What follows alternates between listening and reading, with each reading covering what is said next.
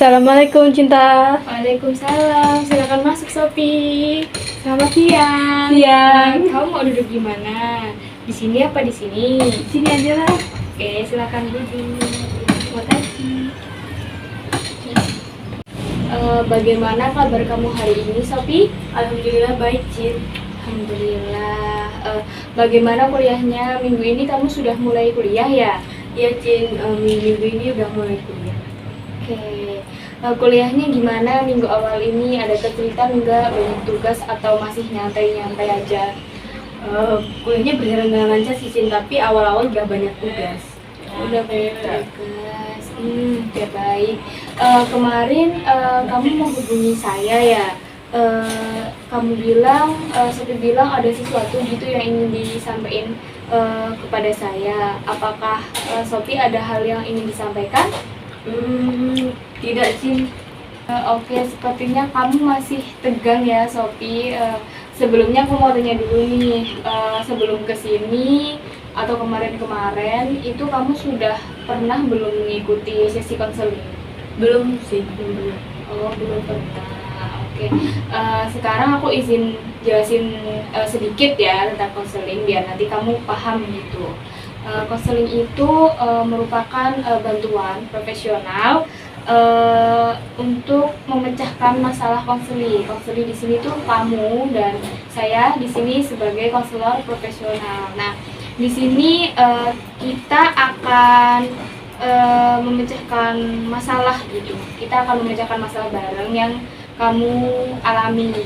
Nah, terus konseling itu dilandasi beberapa asas. Yang pertama itu ada asas kerahasiaan, asas kesukarelaan, asas keahlian, kegiatan, kemandirian, dan masih banyak lagi. Nah, yang paling penting itu ada asas kerahasiaan. Nah, di sini kamu bisa mengeluarkan apapun yang ingin kamu ceritakan kepada saya gitu ya. Kepada saya nanti kita akan memecahkan masalahnya bareng-bareng. Nah, di asas kerahasiaan ini apa yang kamu sampaikan akan dijaga rahasianya gitu. Dan asas kerahasiaan ini akan menjamin data-data informasi yang kamu sampaikan terkait masalah yang kamu alami gitu. Apakah kamu paham? Paham. Oke, nah selain itu juga di sesi konseling ini kita ada durasi waktunya gitu.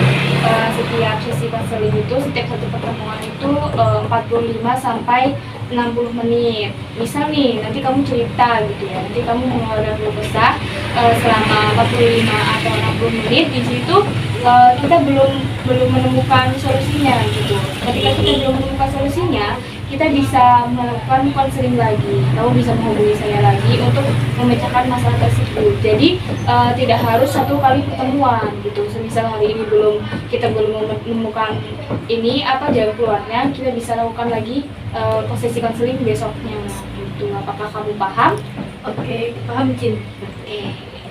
Oke, sepertinya tadi kamu ketika aku tanyain kamu masih tegang ya, kamu masih cemas gitu. Sekarang kamu bisa tenangkan saja gitu hati kamu bisa tenangkan aja. Terus atur napas kamu pelan-pelan, lalu sampaikan apa yang kamu ingin sampaikan ke aku.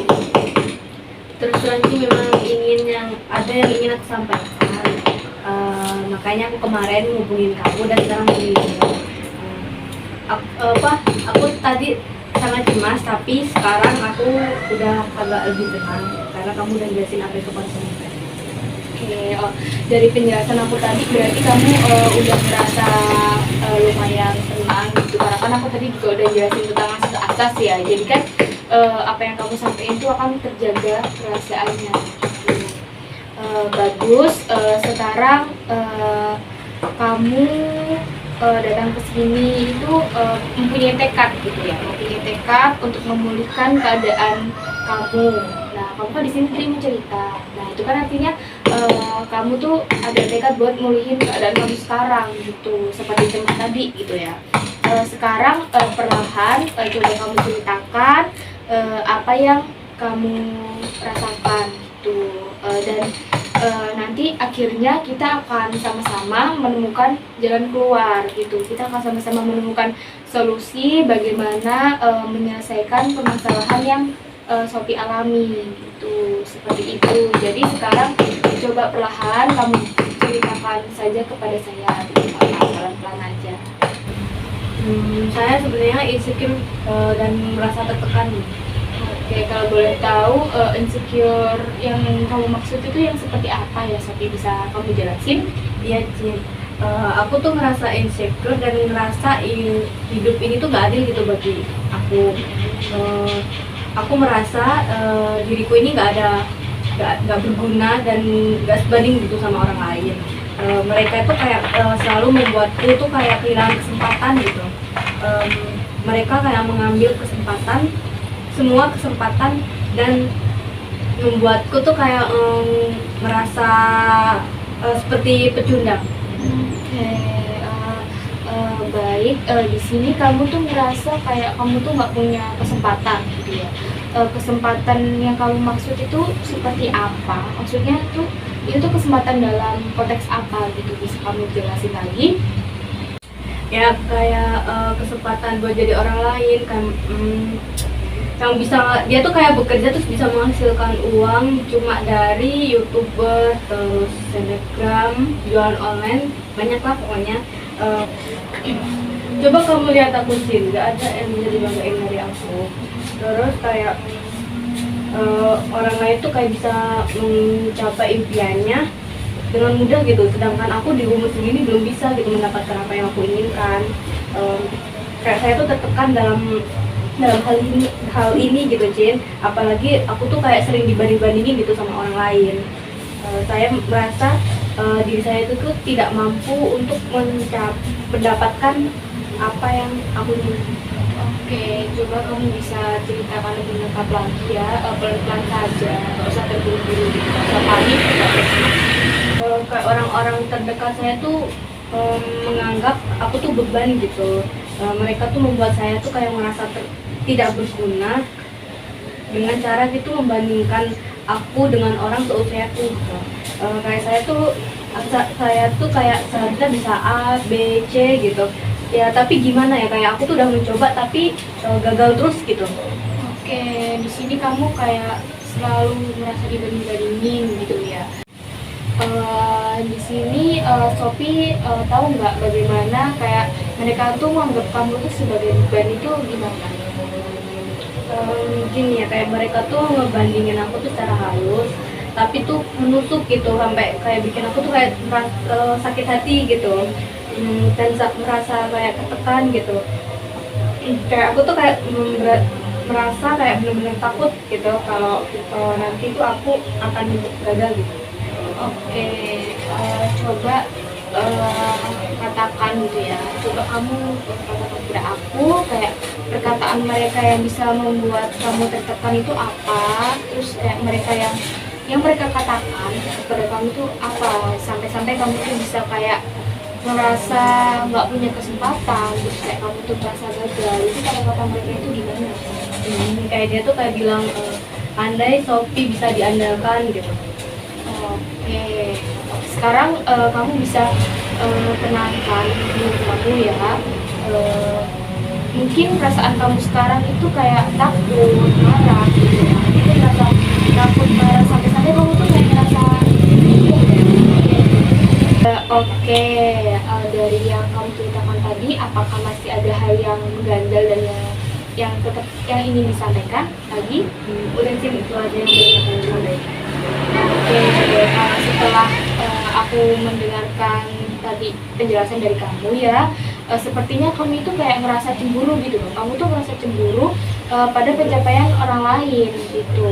Tapi kamu tuh udah berusaha, tetapi dari usaha kamu tadi, kamu tuh kayak selalu gagal kan, yang kamu ceritakan tadi. Terus kayak kamu tuh merasa marah, kamu merasa tertekan, terus kamu juga tuh kayak ngerasa menerima perkataan yang bisa menyakiti hati kamu tadi. Itu tuh kamu tuh menerima perkataan itu tadi tuh dari orang terdekat. Jadi tuh kayak kamu tuh ngerasa kurang menerima gitu kan. Terus kayak perasaan apa yang bisa membantu kamu bisa merasa lebih baik, itu seperti apa, bisa kamu sampaikan? Jujur ya Jin, aku tuh gak yakin semua emosi tuh kelihatan dalam diri aku gitu. Eh, tapi aku tuh yang ngerasa membuat apa, yang ngerasa bikin aku nyaman itu tuh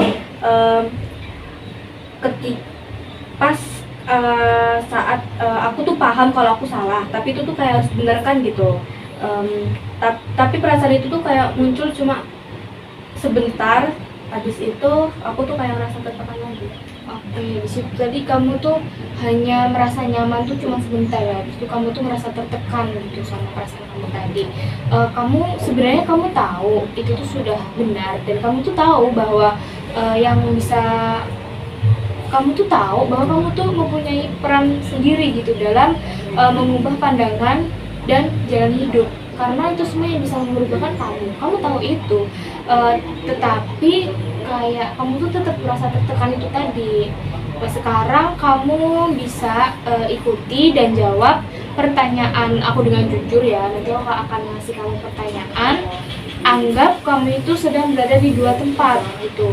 Yang pertama, sekarang di tempat yang pertama ini kamu tuh dengan perasaan tertekan itu tadi, kamu dengan perasaan tertekan, kamu dengan perasaan cemburu, dan kamu itu dengan perasaan yang takut gagal gitu. Kamu katakan semua jawaban kamu itu tadi dengan perasaan seperti itu tadi ya, cemas, tertekan, dan takut gagal.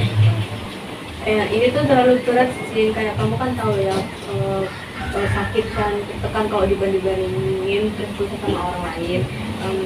Saat pas aku tuh udah berusaha tapi tetap gagal gitu, dibanding-bandingin dengan perkataan yang sangat menusuk dan bikin aku sakit hati gitu. Kamu tahu, pastikan ini kayak pasti kayak ngebuat aku tuh marah gitu, dan kayak muncul gitu kayak perasaan akan gagal pada pas setiap tindakan yang aku ambil gitu. Ini sangat melelahkan. Oke, jadi di apa namanya di kejadian tadi kamu tuh kayak ngerasa lelah, kamu tuh ngerasa capek, marah gitu ya. Bagus, kamu di sini sudah menyadari perasaan emosi kamu gitu. Sekarang coba katakan kembali semua emosi kamu dengan menggunakan kata saya. Dengan menggunakan kata saya secara perlahan, dan kamu coba terima perasaan itu dalam diri kamu secara pelan-pelan. Baik Cin, saya coba ya. Kayak saya tahu bahwa saya sakit dan tertekan saat dibandingin. Saya kecewa dan saya sudah berusaha tapi tetap gagal gitu. Saya marah sama orang lain saat orang lain itu kayak mengatai saya dengan perkataan yang bikin sakit hati gitu. Dan saya merasa takut akan kegagalan yang saya alami. Oke, baik, bagus, Sophie. Kamu telah melakukannya dengan baik ya. Saya tahu semua yang tadi itu melelahkan, tetapi kamu sudah mulai kamu sudah sangat baik bisa menerima perasaan tidak mengenakan itu tadi gitu. Sekarang kita itu berada di sisi lain. Tadi kan yang tempat pertama tadi kamu itu dengan perasaan emosi ya, dengan perasaan emosi. Sekarang kamu coba dengan tekad kamu yang ingin sembuh dengan perasaan itu tadi. Kamu dengan pikiran yang mau datang ke sini itu buat memulihkan kehidupan kamu, dan kamu dengan apa yang harus kamu lakukan gitu. Aku merasa harusnya aku tuh menyembuhkan perasaan ini sebelum terlambat. Aku menemui profesional yang bisa membantu aku tuh sembuh dari perasaan ini. Aku ingin terhindar dari perasaan yang kurang enak gitu. Sepertinya aku tuh harus harus mencoba hal lain meskipun aku tuh benci gitu sama kegagalan. Tapi kayaknya kalau aku menyerah, sama aja kayak membuat aku tuh lebih tertekan gitu. Aku gak yakin sih Cin, tapi ini yang ada di pikiran aku pas aku mencoba memutuskan untuk datang ke sini. Oke, bagus Sophie. Kamu sudah mulai menyadari ya peran diri kamu itu di hidup kamu itu gimana. Gitu. Sekarang kamu coba perlahan untuk mengatakan itu dengan lebih yakin. Gitu. Kamu mengatakan itu dengan lebih yakin lagi, perlahan, dan hilangkan kata sepertinya dalam setiap kalimat yang kamu utarakan, supaya kamu yakin dengan apa yang kamu ungkapkan. Aku ingin menyembuhkan perasaan ini sebelum terlambat. Aku udah menemui profesional untuk membantuku. Aku ingin pulih dari perasaan tidak nyaman ini. Aku harus mencoba hal lain sampai ada perubahan dalam diri saya. Aku harus berani untuk maju dan melangkah demi masa depan saya. Oke, bagus sekali Sophie, luar biasa ya. Setiap keraguan dalam hati kamu itu tadi itu tertutup dengan emosi yang tidak menginginkan penerimaan gitu. Emosi kamu tadi itu tidak menginginkan penerimaan gitu. Dan tujuan akhir sebenarnya itu adalah memahami tanggung jawab kamu dalam masalahmu gitu. Sophie ya, ini tuh kehidupan kamu gitu, ini kehidupan kamu, maka ambillah keputusan yang baik menurut kamu demi masa depan kamu gitu. Dan ingat, setiap orang itu mempunyai waktu yang berbeda-beda. Ada yang jauh sukses seperti kamu tadi, ada yang udah sukses, ada yang masih berproses, ada yang masih di bawah, ada yang masih di tengah-tengah, dia berproses buat mengejar masa depannya biar berhasil ya. Kamu bisa melakukan apa yang kamu katakan tadi gitu. Kamu kan tadi mengatakan dengan penuh keyakinan gitu ya. Kamu bisa melakukan itu tadi, dan perlahan ketika waktumu kesuksesan nanti datang, kamu sudah siap gitu. Kamu sudah siap dengan apa yang kamu katakan tadi ketika itu sudah terjadi gitu. Bagaimana Sophie sekarang perasaan kamu? Sekarang aku tahu bahwa bagaimanapun keadaanku, masa depan itu ya tanggung jawab. Aku boleh insecure ataupun tertekan, tapi aku hanya perlu menerimanya. Sulit sih memang, tapi sekarang aku merasakan hal yang lebih jelas, apa yang aku inginkan dan bagaimana melakukannya. Takut pasti ada sih, tapi aku belajar menerima untuk menelan takut dan mengambil keputusan. Melanjutkan hidupku lebih penting daripada aku tuh ngerasa tertekan sama insecure. Oke, betul sekali Sophie.